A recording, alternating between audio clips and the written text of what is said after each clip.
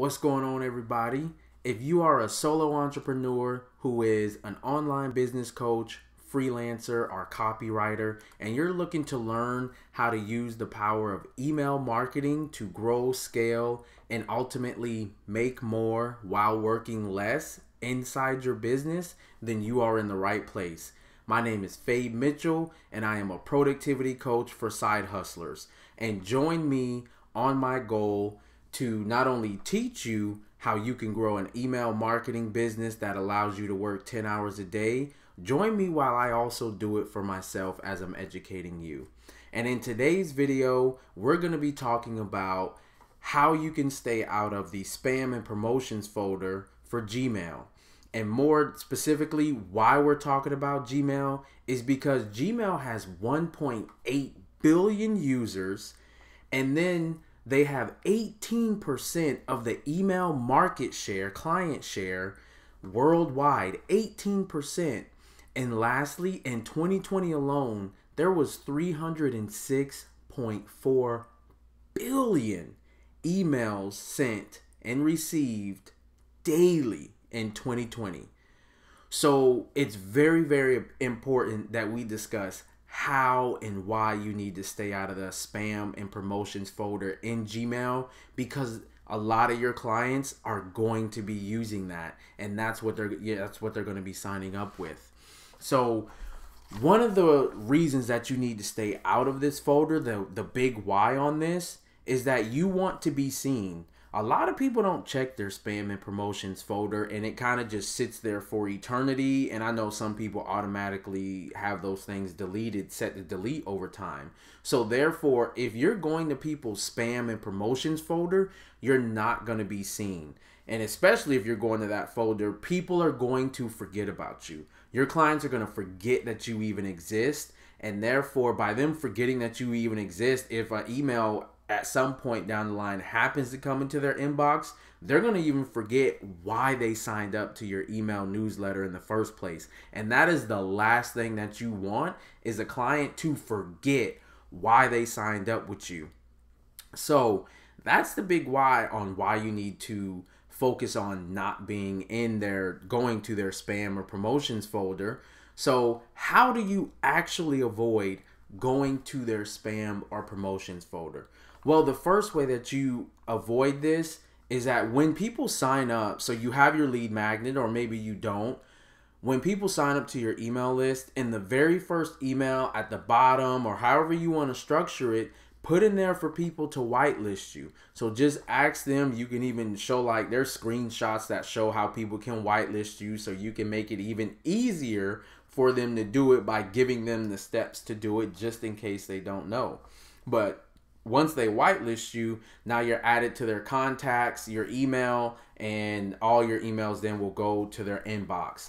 Sometimes I have heard of this happening where people, even if you do go to their spam or promotions tab, if people really, really are interested in you and they still click your stuff, eventually the system will learn it and you'll end up going to their inbox.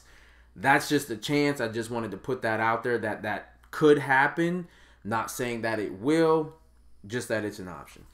So the second way to avoid going into people's promotions and spam folder is there are certain trigger words that you actually need to avoid. So there's going to be a link in the description by HUBSPOT where they did this big blog post that shows a bunch of trigger words that automatically, if you put that in your subject line or maybe at the top of your email, it's automatically going to tell Google that this is spam or a promotion, whatever, and it's going to put it in that filter.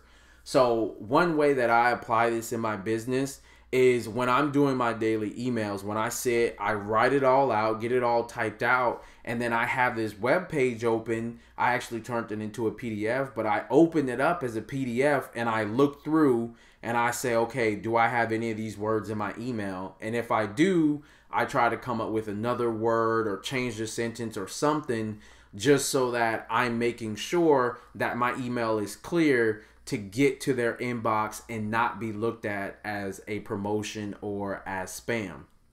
The last way, the third way for you to avoid going to their spam or promotions folder is for you to make it personal. Now, I'm not saying just, oh, say their name or something like that to make it personal, but even make it personal in the reason that they joined your email list. So let's say that you are a copywriter and you have this SEO website checklist. Like, here's a checklist to go through your website to make sure you're SEO optimized and stuff like that. So people can sign up, they get that lead magnet. And now somebody else, if you also do blogs as a copywriter, you have a blog checklist, a checklist to make sure your blog is as optimized as possible. So you have two different lead magnets.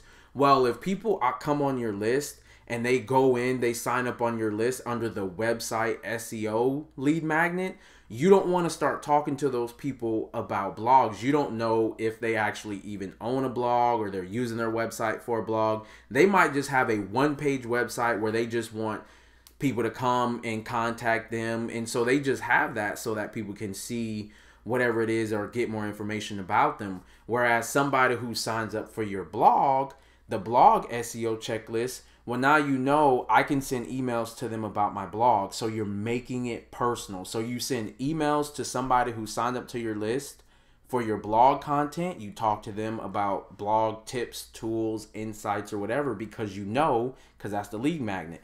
And the same goes for somebody who signed up for your list for a website SEO check or a website checklist. So you have that segmented. So now you can build that relationship deeper, specific to what they signed up to your list for.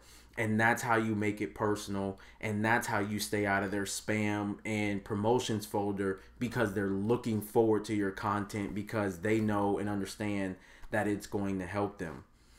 So that's all I got for you guys in this video. Please make sure that you guys hit that like button, subscribe, and I thank you for checking it out. I'll see you next week.